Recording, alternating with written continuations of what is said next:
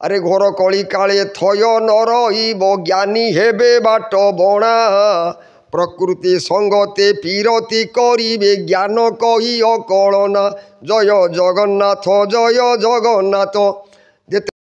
जय जगन्नाथ जय पंचसखा आम आध्यात्मिक दैवार चैनल को स्वागत करुचु। मो शिव दत्त आम सह अच्छा रिसर्चर बाबा बंशी बाबा मालिका बाबा अनेक मालिका पर्याचना चलती किंतु तांको मालिका भिन्न डंगर नियंती। बाबा आपन को स्वागत करुचु आम आध्यात्मिक चैनल दैवार चैनल। अनेक मालिका आलोचना पर्याचना चली किंतु कलिजुग 2025 कहते अनेक घटना घटव जेहेतु आप रिसर्च 40 वर्ष करी मालिका कहती कौन कहे आम दर्शक मान। जय जगन्नाथ जय पंचसखा जय माँ झंकड़वासिनी। मोर आराध्य देवता महेंद्रगिरी निवासी प्रभु परशुराम जहाँ क्षेत्र में बर्तमान मु आश्रम करी जहाँ चरणाश्रित अच्छी हे सज्जन बर्तमान हूँ कलिजुग। ये कलिजुग महापुरुष मैंने पंचसखा मैंने जन्म नहीं कलिर पंचदश शताब्दी रे कहीं जन्म नेले ना से जन्म नि बारंबार कौन पाई से लीलांगी भक्त जिते भगवान आसती मर्तधाम को ओह्लै आसती पंचसखा मैंने आसिक भगवान सहित लीला खेला करके जाती। सत्य जुगे जिते थे आमर कृपाजल मार्कंड गति स्वयंभू स्वयंभू आ गार्ग एमती पंचसखा मैंने ऋषि अंगरे थिले। तृतीय जुगे भगवान जिते रामचंद्र दशरथ नंदन रामचंद्र भगवान आसिले नल नील सुषेण जाम्बेब हनुमान होकर पंचसखा मैंने आसिले गला। तापर द्वापर जुगे जिते भगवान कृष्ण आसिले दाम सुदाम सुबल मधुमंगल श्रीवत्स होकर ये पंचसखा आसिले। ये कलिजुगे भगवान परमात्मा कहले महापुरुष को आर अच्युत आउ मु खूब निकटरे जीवी बर्तमान घोर कली चलती मनुष्य मान निजर निजत्व हर सारे कहार कौन प्रकार मानविकता धर्म ना मानविकता चिंताधारा भी ना। तुम्हें जाकि किसी मनुष्य मान भविष्य मालिका किसी लेख तापर मु जाकि पहुँचबी मु परमात्मा अर्धंश मान अर्ध अवतार नहीं जी चैतन्य अवतार कहुँ माने अंश अवतार मुझे आसिक तुम मान सहित भेटिक ये वैष्णव धर्म आ आध्यात्मिक जहाँ तुम लिखि ये समग्र विश्व ब्रह्मांड परिप्रकाश कर प्रचार करी।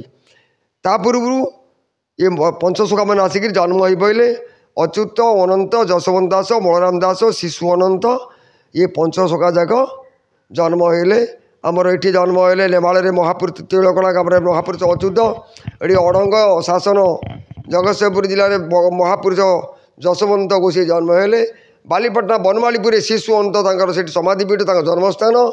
तापर आम सम गोप निमापड़ा पार भांगल समग्रा पाट गोटे पड़ो गोटे विराट बड़ क्षेत्र से महापुरुष बलराम दासंकर समाधिपीठ आमर पुरी पुरी जिला से कपिलेश्वरपुर में जगन्नाथ दास जी ओडिया भागवत रचना कर जन्मस्थान से समाधि हूँ सातलगढ़ी मठ समुद्र को जहाँ कहती यहीपरि भाव पंचसखा मैंने स्थाने स्थाने सब जन्म नहीं लीला खेला कर।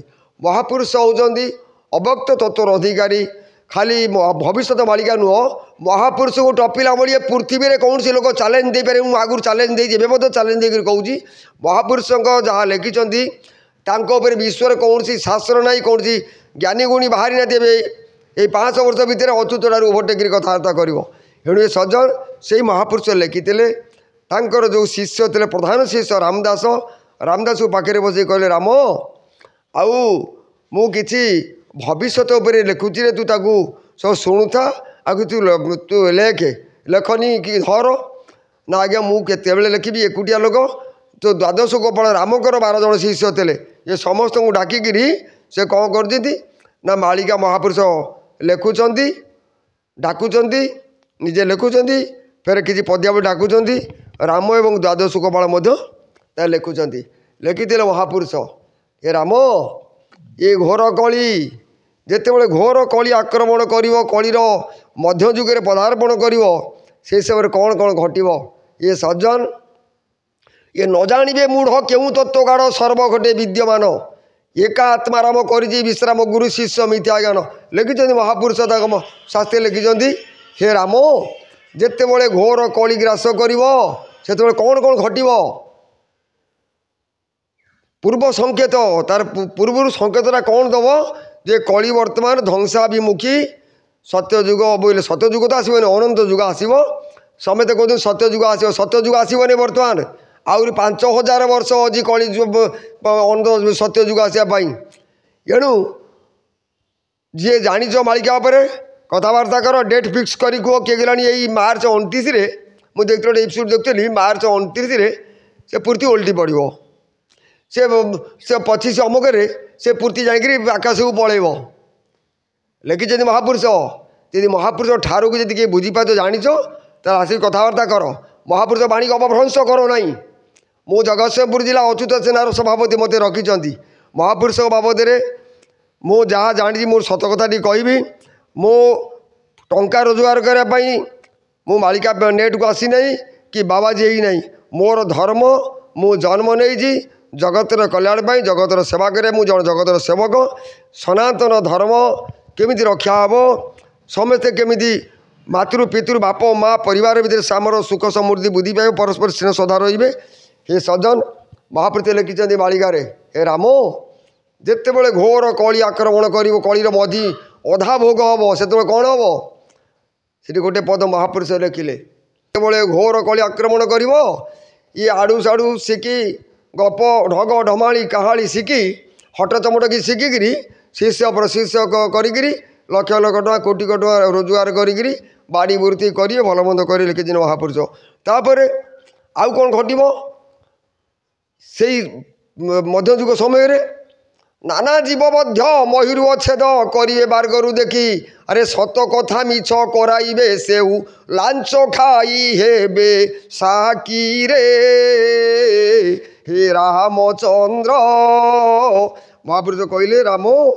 जिते बड़े घोर कली मध्ययुग हबरे से समय कौन हम नाना जीव मध्य छेली माकड़ कुकुर गोरु गाई जे जहाँ पाइब नाना जीव मध्य मयूर अच्छेद मयूर बोले वृक्ष जिते वृक्ष लता पहाड़ पर्वत बर्तमान पहाड़ पर्वत को हाणी हुणी सफा कर खोलिकी बिकिकी सफा कर जिते जंगल गछ बुर्ता ध्वंस विध्वंस कर लिखि महापुरुष तुम कहबनी हाण ना तुम काट ना ऐसा लिखि कथा भूल हम एणु पूर्व दिग बानु पश्चिमे उदय हो पारे पर्वत शिखर कई फुटी पारे किंतु अच्युत वचन टल ना महापुरुष लिखि अरे सीता ठाकुराणी असती होइबे पर्वते फुटब कई अच्युत वचन तीले न टलिब पथर गार एही रे हे रामचंद्र महापुरुष कहते हे राम या सब घटब कहीं ना ये हूँ कलिजुगर धर्म कई मानवीय धर्म रे ना प्रथम वेद मंत्र कहले ओम मनुर्भव अरे आगे मनीष हुआ तापर तुम नेट को आसो कि मंच को जीव कि भाषण दब कि ज्ञान कब कि शिष्य कर संवर्धा कर ओम मनुर्भव कौन गुण मो पाखे थे मु जड़े मनीष हेबी मानव जन्म दुर्लभ जन्म मनुष्य जन्म हेलु अगाड़ी मनुष्य जन्म को अगाड़ी बोली महापुरुष लिखिले लोक को अगाड़ी आम कहूँ लोक से मनुष्य मानव क्या कहते भागवत कहले जही विश्राम सर्वलीला एणु मानव सृष्टि कला मानव देहे दिव्य ज्ञान जे कि संतुष्ट भगवान पर दारेशुर मातृवत पर दर्वेशु लोष्टवत आत्मवत सर्वभूतेषु जपस्याति सपंडित पर सुना रूपा टंका पैसा देखिले माटी गोड़ी बोले बन कर पर नारी पर झील बोक दे निजर माँ भूणी भाई चिंता करुव पर दारेशुर मातृवत पर दर्वेशु लोष्टवत आत्मवत सर्वभूतेषु सम्बोधि जो आत्मा अच्छी आब्रह्मस्तम पर्यंत परमात्मा स्वरूप गं स्थावर जगम शैव प्रणमामि जगन्वय परमात्मा समस्त घटे अच्छी समस्त को सम्मान दियो समस्त घटे परमात्मा चिंता कर एणु हे सज्जन महापुरुष ठारे सब अनकथा लिखिं ये तो प्रवचन मंच नुह प्रवचन मंच हेले से वेद वेदांत उपनिषद षड दर्शन गीता भागवत अष्टादश पुराण पर से आलोचना प्रसंग जोग ध्यान धारणा समाधि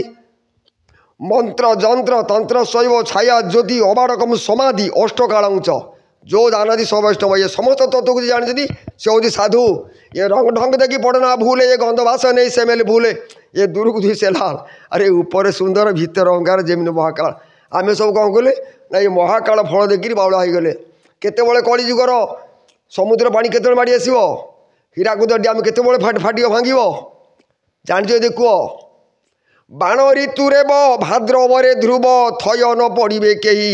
ଆରେ ଝାଡ଼ ଜଙ୍ଗଲରେ ଯେତେକ ରହିବେ କୂଳକୁ ବିହନ ସେହିରେ। ହେ ରାମଚନ୍ଦ୍ର ମହାପୁରୁଷ କହିଲେ ବାଣ ଋତୁ ରେବ ଏ କେତେ ସଂଖ୍ୟା ହେବ ହିସାବ କରିକିରି କୁହ। ମୁଁ ତ କହିଦେବି ଠକିରି କହିଦେବି, ମୁଁ ଠକିରି କହିଦେବି ବାଣ କେତେ ଋତୁ କେତେ ରେବ କେତେ। ଏଇ ସମୟରେ ସମୁଦ୍ର ମାଡ଼ି ଆସିବ, ଏହି ସମୟରେ ଅନ୍ଧାର ହେବ 7 ଦିନ। ଆବୃତକ ସମ୍ବୃତକ ଦ୍ରୋଣ ପୁଷ୍କର ଘେନି ମେଘମାନ ସଂସାର କରି ଜଳମୟ 7 ଦିନ ଅନ୍ଧାର ହେବ। ଏହି ସମୟରେ ହେବ ସତରେ କ'ଣ 7 ଦିନ ଅନ୍ଧାର ହେବ? ଅନ୍ଧାର ହେବ 7 ଦିନ ବୋଇଲେ ଆମର ଯେଉଁଠି ଏବେ ଯେଉଁ ଟାଇପ୍ର ରାତି ହେଉଛି ସେଇ ଟାଇପ୍ର ହେବ ନାହିଁ। ଯେମିତି ହେଇଥିଲା 30 ବର୍ଷ 35 ବର୍ଷ ତଳେ ଆପଣମାନଙ୍କର ମନ ଥିବ 4:30 ଟାଇମ୍ ହେବ, 4ଟା 4:30 ହେବ।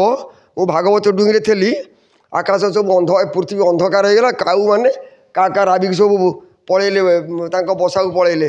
ଏଇଟା ହେଲାଣି 30-35 ବର୍ଷ କଥା ତୋର ହେଇଥିଲା। ସେଇ ଟାଇପ୍ର ହେବ। ସୂର୍ଯ୍ୟ ଦିନମଣି ଆଉ ଦୃଶ୍ୟ ଦିନ ହୋଇବେ, ସୂର୍ଯ୍ୟ ଆଉ ଦେଖା ଦେବେ ନାହିଁ। କିନ୍ତୁ ଅନ୍ଧାର ହେବ ନାହିଁ, ଯେଉଁ କିଟିକିଟିଆ ଯେଉଁ ଅନ୍ଧାର କହୁଛନ୍ତି ସେ କିଟିକିଟିଆ ଅନ୍ଧାର ହେବ ନାହିଁ, କେବଳ ମେଘାଚ୍ଛନ୍ନ ରହିବ। ସୂର୍ଯ୍ୟ 7 ଦିନ ଯାକ ଇଏ ପୃଥିବୀ ସ୍ପର୍ଶ କରିବନି ସୂର୍ଯ୍ୟର ଆଲୋକ। ଏଣୁ ବାଣ ହେଲା 5, ଋତୁ ହେଲା 6। ବାଣ ଋତୁ ରେବ ବୋଲି ରେବତୀ ନକ୍ଷତ୍ର। ବାଣ ଋତୁ ରେବ 27 ନକ୍ଷତ୍ର ଆମର ରେବତୀ ନକ୍ଷତ୍ର କେତେ ସଂଖ୍ୟା।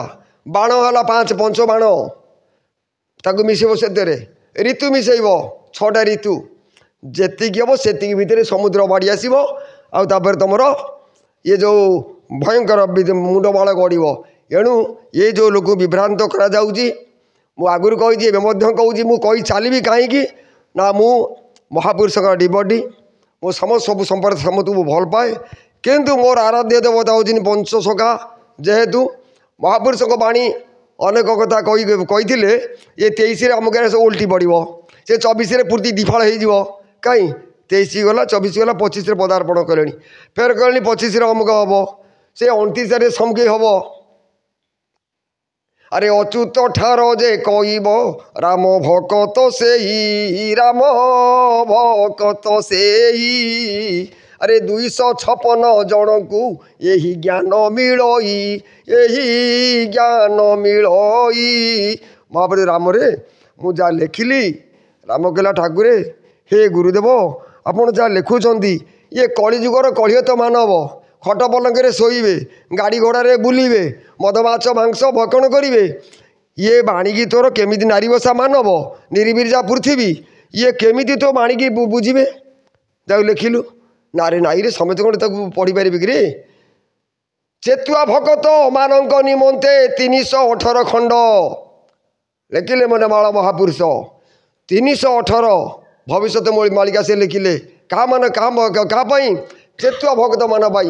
ଆରେ ଚେତୁଆ ଭକ୍ତ ମାନଙ୍କ ନିମନ୍ତେ 318 ଖଣ୍ଡ ଏ ଭବିଷ୍ୟ ଲେଖିଲା ପାମର ଅଚ୍ୟୁତ, ଆକୁ ନ ଜାଣିବେ ଦୂରୁ ଦଣ୍ଡରେ।